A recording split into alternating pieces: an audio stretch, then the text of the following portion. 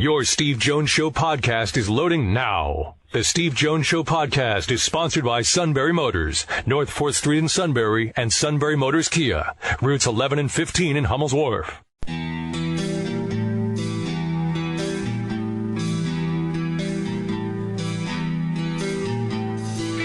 Sports talk where your voice counts. This is the Steve Jones Show on News Radio 1070 WKOK. Now from the Sunbury Motors studio, here's Steve Jones. Sunbury Motors, 4th Street in Sunbury. Sunbury Motors Kia, routes 11 and 15 in Hummel's Wharf. And it's great to have you on board today. High School Roundtable today with Milton at Southern Columbia, Montoursville at Lewisburg, Shikellamy at Shamokin, and Jersey Shore at Selinsgrove. Then at 4:06 today, we'll bring in Spider Caldwell. At 4:35 today, from Jacksonville, Paul Pozlesny of the Jacksonville Jaguars on today's show today. Another great job by Sean of lining all this up. Just getting warmed up, already working on next week, too. Brad Nessler is going to join us next week on the show from CBS. Join us on Tuesday, as a matter of fact. So looking forward to that, getting him on the show. Well, we've had our sights on Brad for about a month or so, but now with everything that's happening in college basketball, and you could even go in that direction with Ness as well. Oh, he covers it all. He sure does. He's been around, seen it all, and he's also one of those guys where he's one of those guys where if you don't walk away and you don't like Brad Nessler, you don't like people. He's just one of those guys. He's a real pros pro. So I am always been impressed by him. So great to have you with us on the show today. Our number 800-795-9565. And we'll get to our high school roundtables today. Let's see. We'll get Steve Williams on Milton. We will get Greg Wetzel on Lewisburg.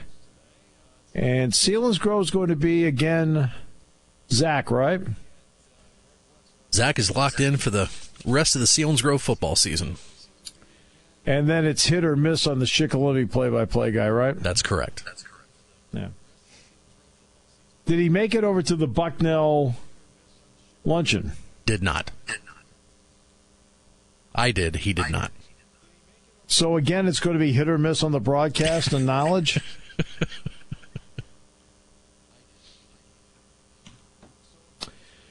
You're going to get a call now in college sports, and it's one that we've heard often in recent years of, I think it's time to pay the players. You're going to hear it, and it's going to be something that's going to come up often here. But there's an unintended consequence to that I want everyone to consider before you start assigning, well, you should pay football. Look at all the people in the stadium. You should pay basketball. Look at all the money in the NCAA basketball tournament, because there is a money flow everywhere. But there is an unintended consequence that needs to be considered. There is only so much money to go around. And if you're going to pay players in football and men's basketball, you are going to probably get a call from Title IX about why aren't the women being paid. Right? You'll hear that. And that's going to bring with it the unintended consequence. How many and which sports do you drop? How many and which sports are you going to drop? Take, for example, Penn State. Could Penn State continue while paying players, football, men's basketball, and maybe others? Can you sustain 31 sports doing that? Right now, you can under the formula. Sandy Barber, for example, was, along with Phil Eston, were way ahead of the curve when it came to cost of attendance. They were pretty well prepared for that and did a lot of advanced thinking and work with the idea that it was going to happen. So when it did happen, they made sure that Penn State was positioned to handle the additional cost of attendance numbers and the money that goes with that. Same thing with nutrition centers. They had to make sure they were well positioned for that. Now, you have the new TV contract, but if you're going to pay players beyond cost of attendance, in other words, pay them as if they're employees and so forth, all right, you got to ask a long, hard question. There's only so much money to go around. So do you now have the possibility of sports being dropped? And which ones? Because if you pay football players and you pay men's basketball players, there will be a call for equal opportunity, and under Title IX, women should be paid. Okay.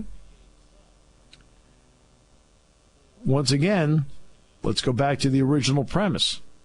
There isn't enough money to go around. If there's not enough money to go around, who do you cut?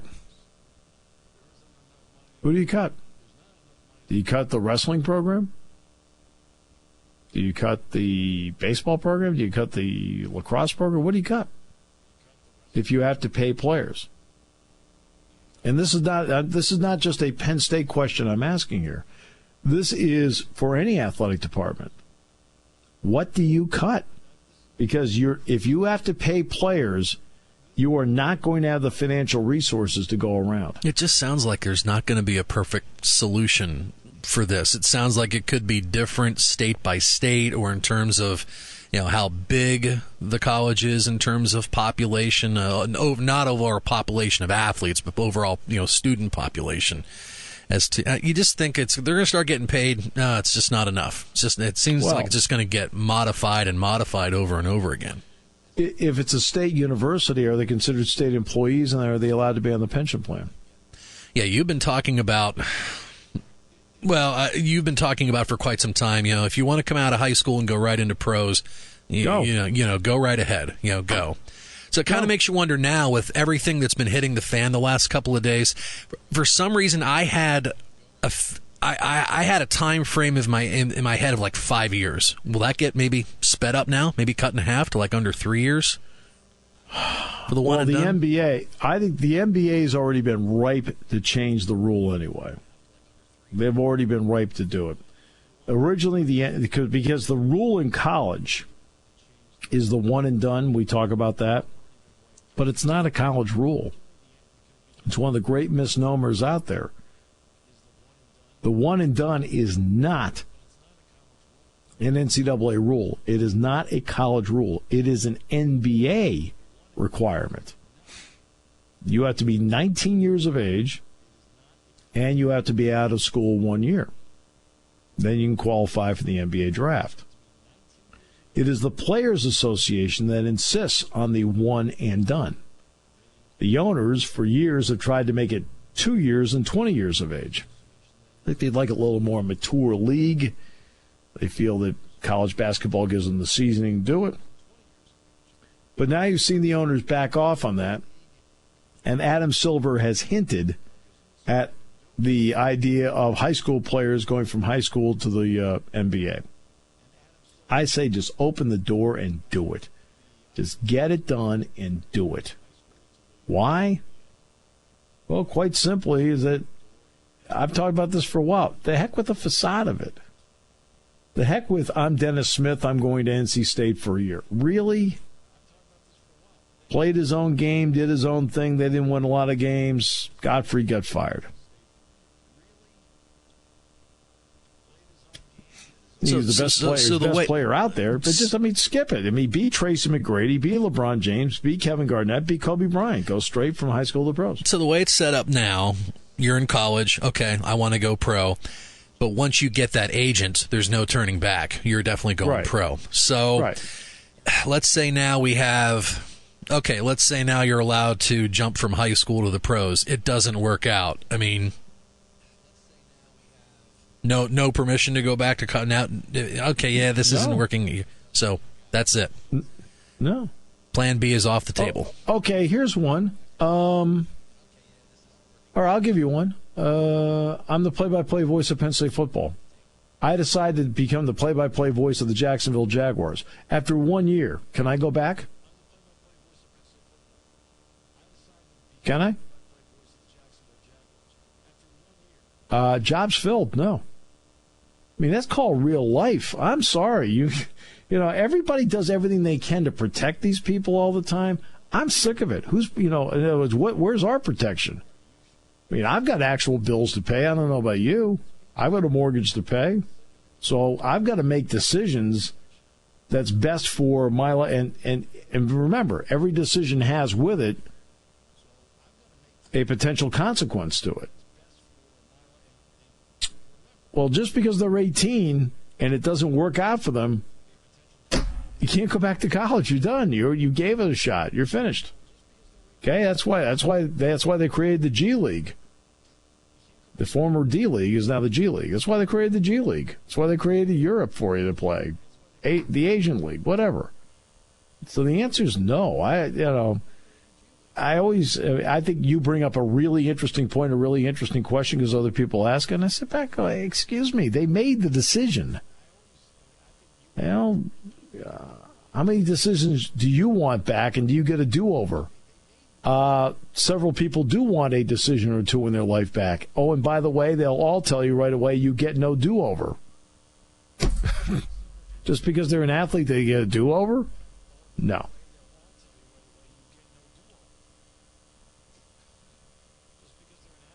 Right? I mean, people want do-overs. I mean, the suit, for example, wanted to go into digital media right away. Lots of regrets. If any we're not aware of.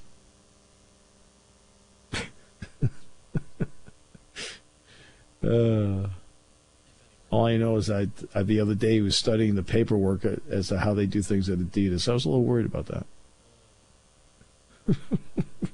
We'll come back with more in a moment on News Radio 1070 WKOK, brought to you by Sunbury Motors.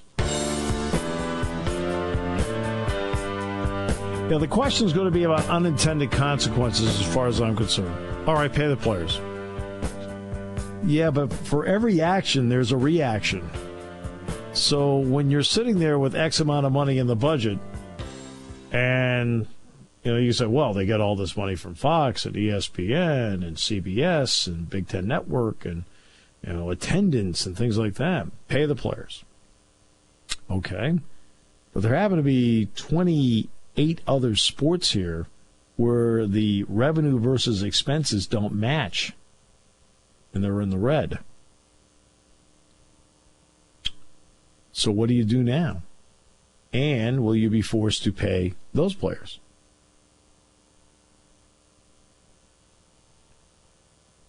Then there's so now now the pool of cash is shrinking as you do this.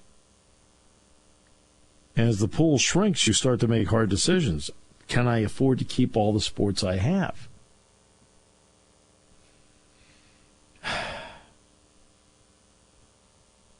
That might be an unintended consequence of a solution like that. Now, a minor solution. It is a minor solution.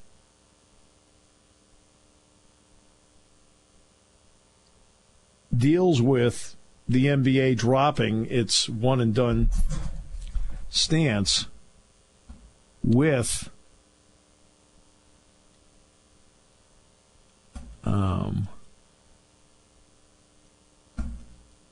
the college game and letting it go directly from the pros, from high school into the pros. Okay. That, that's something you got to take a long, hard look at. Now, does it solve all the problems we're talking about here? No. It does not.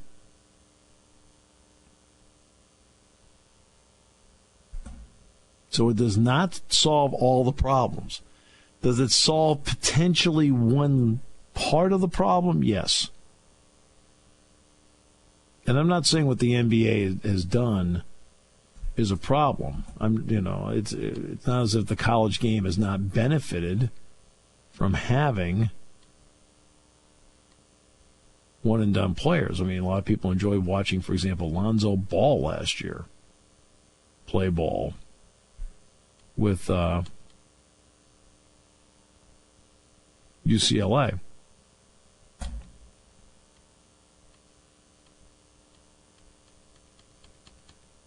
So I mean, there's like I said, there's a lot of elements to this. There's a lot of layers to this.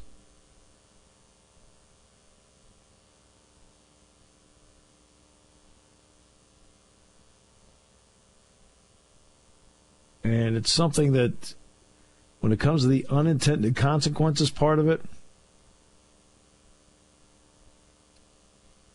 I don't think that's something a lot of people have thought through. You never hear people talk about, well, gee, what happens if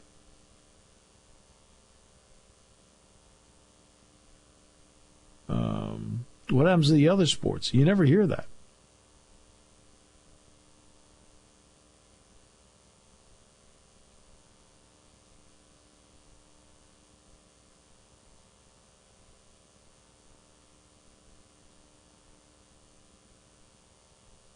You never hear anybody talk about it. I mean, that was one of the biggest failings, I thought, in the O'Bannon trial. The biggest failings in the O'Bannon trial, simply to me, was that they didn't tell you where the money went. If they would tell people where the money went, okay, if they'd done that in that trial, where they told them, okay, look, the reason the money goes here is so that we can pay for this and this and this. They never talked about it. I never understood that. One of the oddest things about that trial that I sat back and went, you got to be kidding me. Why aren't they talking about that?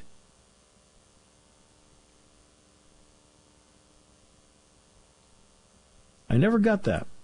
I never did.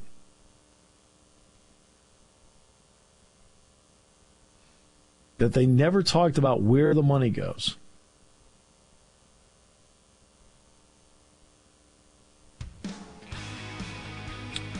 And they should have. All right, high school football previews coming up in the next half hour. We'll preview Shikellamy, Milton, Lewisburg, and Selinsgrove. Then Spider Caldwell on the uniforms, and Paul Poslesny of the Jacksonville Jaguars. All on today's show. Brought to you by our good friends at Sunbury Motors, 4th Street in Sunbury. Sunbury Motors Kia, routes 11 and 15 in Hummel's Wharf on News Radio 1070 WKOK. Taking your calls at 800-795-9565. This is the Steve Jones Show on News Radio 1070 WKOK. Now from the Sunbury Motors Studio, here's Steve Jones. All right, Sunbury Motors, 4th Street in Sunbury. Sunbury Motors Kia, routes 11 and 15 in Hummel's Wharf. Time now for our high school football roundtable involving the games that you'll hear on the Sunbury Broadcasting family of stations. The next half hour, Spider Caldwell on the uniforms this weekend that Penn State will wear. And a former Nittany Lion wearing a different uniform these days, Paul Poslesny of the Jacksonville Jaguars, will join us from Jacksonville as they get ready to take on the Jets this weekend. Jacksonville looking to do something they haven't done in a long time. They're looking to go 3-1. How about that? The first time in 6 years I've been a road favorite. All right, we'll talk to Poslesny in the final half hour of the show. Milton is going to play at Southern Columbia. This is going to be a hike up a big hill. Steve Williams joins us. You'll hear it on WMLP. Hi, Steve. Welcome back. Great to have you with us. Thank you very much, Steve. Good to talk to you again. Great to talk with you, Steve. Boy. All right. Defensively, I want to talk defensively for a moment. Why do they struggle so much defensively? Just young and inexperienced, and they've just not been able to play a team their equal when they are ready to go, I guess, to get that experience. I mean, they're just playing on their heels the entire game. They played pretty decent the first half last week, but it really all fell apart in the second half. So they just not able. I mean, and the upcoming schedule isn't going to get any easier. Southern Columbia, the top AA team in the state, and then Mount Carmel. They're not going to get a chance to try those things either. They're just going to have to try and get better in practice and do what they can do out in the field. All right. What's the reaction been like in town? What's the reaction in the stands to this? It's a new coaching staff, a new way of doing things. Is there just a little more leeway, a little bit more leash when it comes to this? Yeah, a little bit more leeway. The fans are still showing up. That's usually when you get into this part of the season, it'll start to dwindle. When it starts to get real cold, that'll be the real test. But the fans are still there. We'll wait and see how they travel to Southern Columbia. I don't know if they'll go over there, but Southern will have the place packed and rocking anyway. But the general feeling is we've got a long way to go. There's a long way to go, yet there's been development. Look, you want to go into every game and say, we got a quarterback. You've got a quarterback. Yeah, he's thrown for almost 1,000 yards this year already. Problem is that he's also thrown 7 interceptions. That was something that in the last couple of weeks he's thrown up more, and I think he just feels like he's got to do more himself because they really haven't developed a running game. It's all passing, and he's just throwing up some passes that are questionable at times. There's been some tips, and there have been a couple of games where he should sue his wide receivers for lack of support because a drop in the end zone, a drop for some nice first down plays, that doesn't help either. But that kind of rattles his confidence a little bit and maybe tries to force it some places it shouldn't be. Yeah, and look, when you fall behind, you take a few more chances. He's taking chances. Absolutely. Yeah, absolutely. What is I've asked other announcers, Steve, that have watched Southern Columbia. What is it about them, as in your view? They've been doing the same thing for so many years. Jimmy Roth has been over there. He's an old classmate of mine, and he learned that Delaware wing tee from Dick Purnell. He took that from Shikellamy. Purnell took it to Susquehanna. In fact, I just saw Coach at the Susquehanna game on Saturday, and he taught that offense to Jimmy Roth. And I've gone to some of their youth games, and they run a more simplified version of it, but some of the plays that are in your Delaware wing tee, they're running that with the 9 and 10-year-olds. So those kids are playing with that system for a number of years before they get in there. And Jim is just a great coach. He gets the most out of his athletes, and he's got some tremendous athletes over there. I'll tell you what, that Gage Garcia, he is one incredible running back over there, and they've got a great passing game. I just can't say enough about them. All the great things that they've done over there, the great kids that they have, and they're all great athletes as well. Steve, always a pleasure. Good luck with the broadcast tomorrow night. All righty. Thank you very much, Steve. Steve Williams, you'll hear him on WMLP. Zach joins us, Selinsgrove and Jersey Shore. It's going to be a terrific game on paper. See how it plays out in the game. Seals had to bounce back last week. Zach, what about the bounce-back mode they had last week? It was big. It was huge to come back after a tough loss against Shikellamy. There's really no time to take off coming back against Berwick, and that's exactly what they did with a 17-6 win over Berwick. In a game that ended up being a defensive matchup. We kind of thought going into that it was a 6-3 game at halftime, and Selinsgrove came out with an 80-yard drive to start the second half and went up 10-6, and then they scored a late touchdown to go up 17-6 in a pretty dominant game, a game that Berwick actually only had 114 yards of total offense on the game and right around 20 in the second half. How important has it been? We all know this team can throw the football. How important has it been, the running game in combination with the defense, to get them on track and just be a better, well-rounded team? It's huge. And when you play teams against Berwick and better teams as you get into the end of the season and into playoffs, you can't be one-dimensional even at the high school level anymore. So Joe Kahn had another solid game, right around 70 yards of rushing. And when you have someone like Logan Livey, you're not expecting to have a running back that is running for 150, even 200 yards a game, but having that consistency goes a long way, and the defense has really stepped it up. As I was prepping for tomorrow night's game, we looked at the Selinsgrove secondary gave up 312 yards against Milton in week 1, and since then, the last 4 weeks, they've allowed 267 yards passing total. So that's been a huge improvement. What seemed like a concern after week 1 has actually turned into a strength for this team. Right now, Jersey Shore, it's going to be a pretty good matchup between the two. What are a couple of key items you're looking for in this game? I think, again, just starting out fast. Playing against them last year, it's turned into a nice rivalry. Selinsgrove and Jersey Shore have appeared in the last 4 district championship games, with each winning 2, and there's actually only been 1 season where the team that's won the regular season matchup has actually won the playoff game later for the District 4 championship. Jersey Shore comes in with an experienced quarterback, Elijah Shamori, who threw for over 2,500 yards last year. He's struggled a little bit, not as consistent this year, but still can chuck the ball all over the place, and they have a wide receiver who's averaging over 25 yards per reception. And they also have a running back who carries the ball an awful lot, Kyle Toome, who's almost at 1,000 yards on the season through 5 games. So it's going to be a test. I don't think we've seen a passing offense like this all season. And they're a very balanced team and a very physical team. So the fact that Selinsgrove had a physical game last week against Berwick, I think will set this team up well to go up against Jersey Shore. Zach, look forward to it. It's Jersey Shore at Selinsgrove. Appreciate your time very much. Thank you, Steve. Have a good one. Zach always doing a great job. Let's bring in Greg Wetzel now, because Lewisburg will be at home coming up tomorrow night when they take on Montoursville. Greg, welcome back. Great to hear you again. Great. Thanks to be here. All right. So give me an overview of where Lewisburg is right now football-wise. Wow.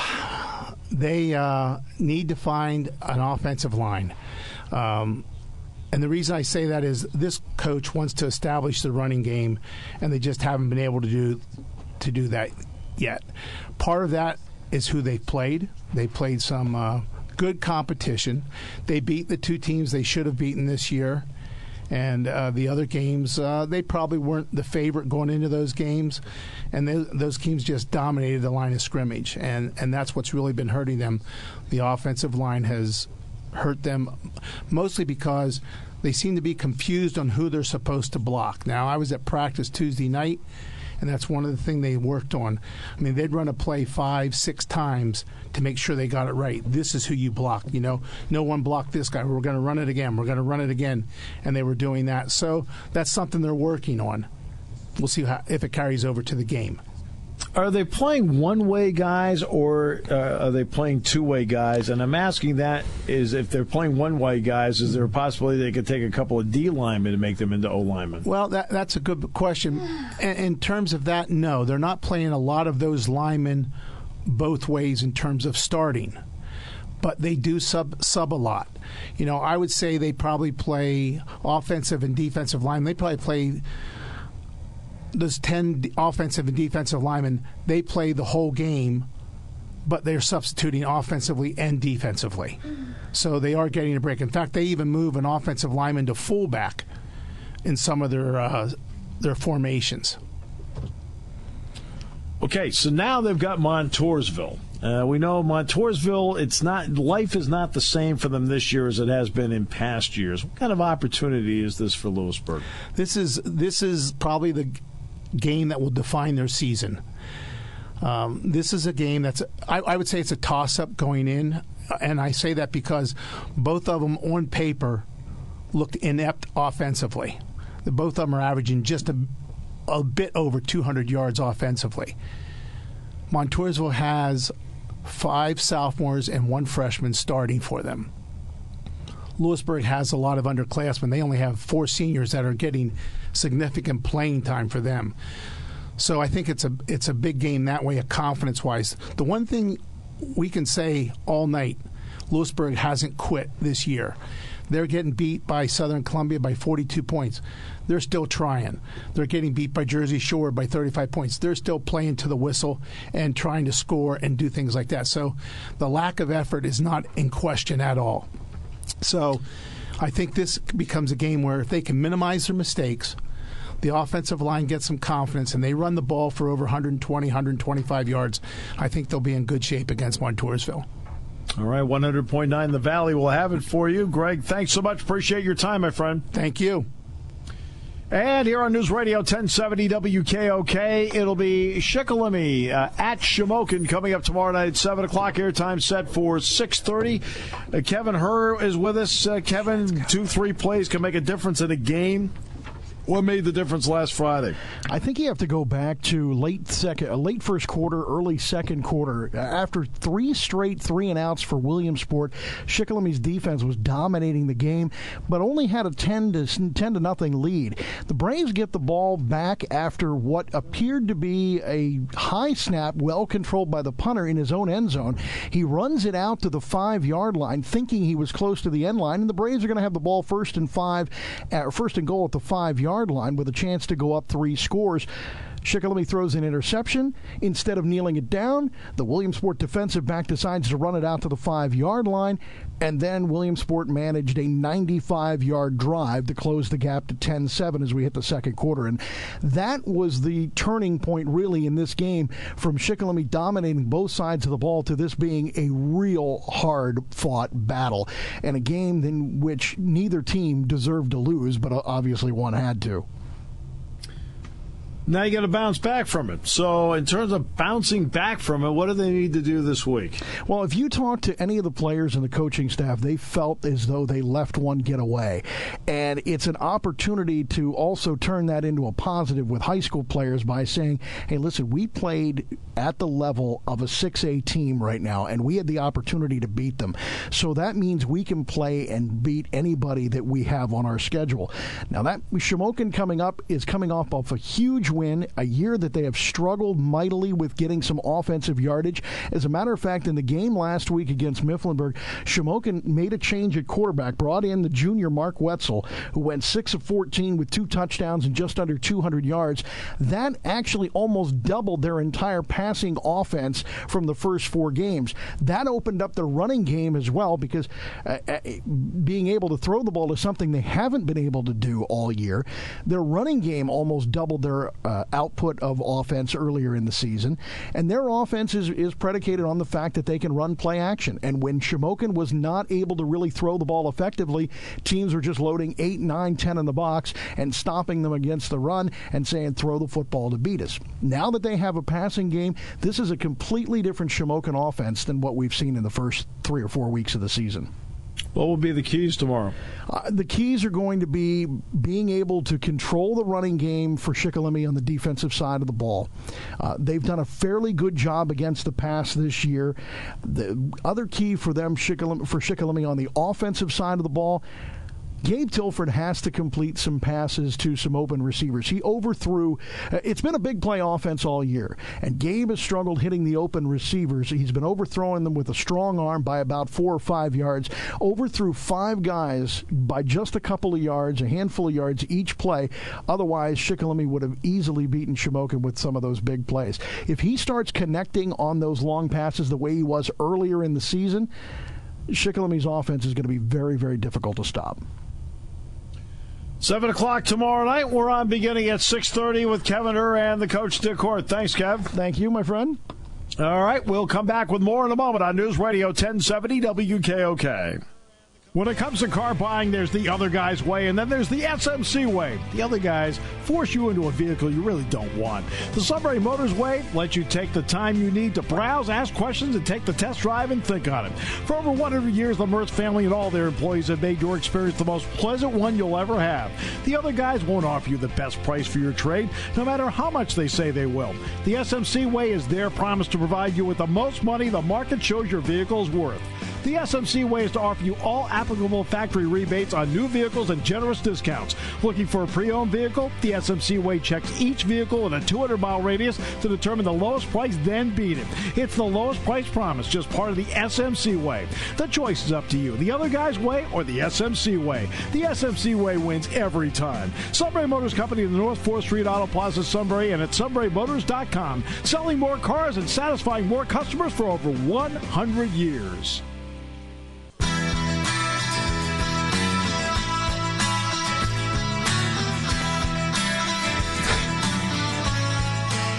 Yeah, it's the only station that runs field goals for highlights.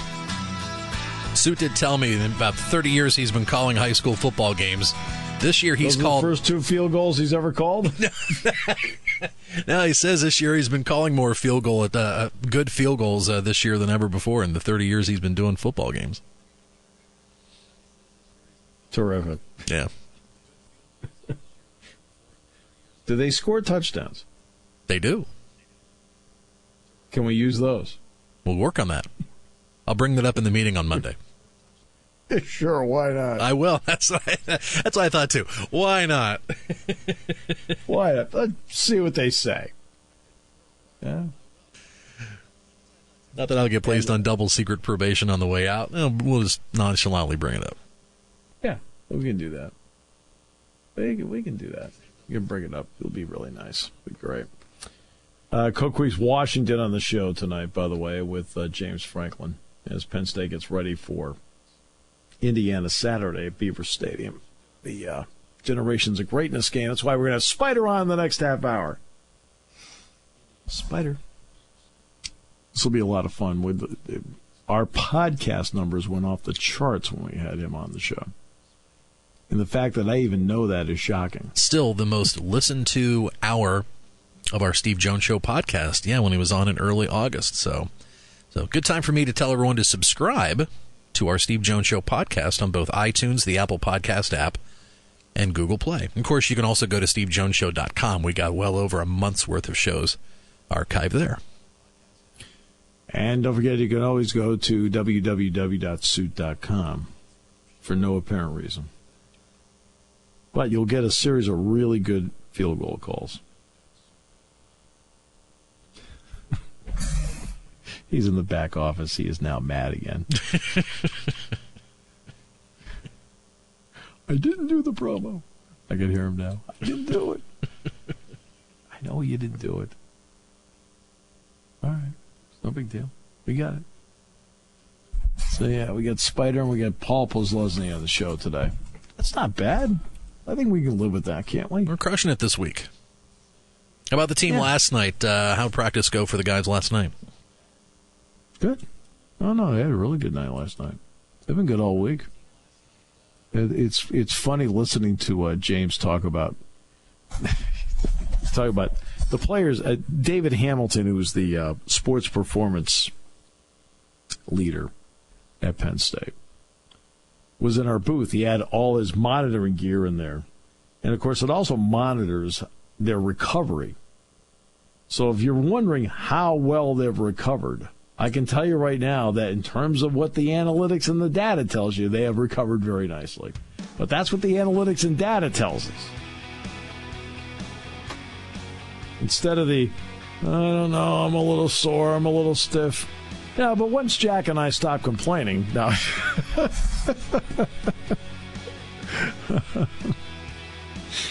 Oh. It's like every time we talk to the suit. So how are things? You know, of course, you're asking about the team. He goes, well, I'm doing really well. And no. We're talking about the team. Does he? Are you around him so much it doesn't bother you as much? Or I think are you so. Becoming as concerned as I am? I think so. I guess just with, working here now, since I've crossed the 20-year mark, kind of more stuff kind of rolls off my back than ever before. So I guess that's a good thing. In other words, you become numb. Yeah, right. Spider, next half hour. You're listening to News Radio 1070 WKOK Sunbury. You can hear us anywhere in the world with the Sunbury Broadcasting Corporation app.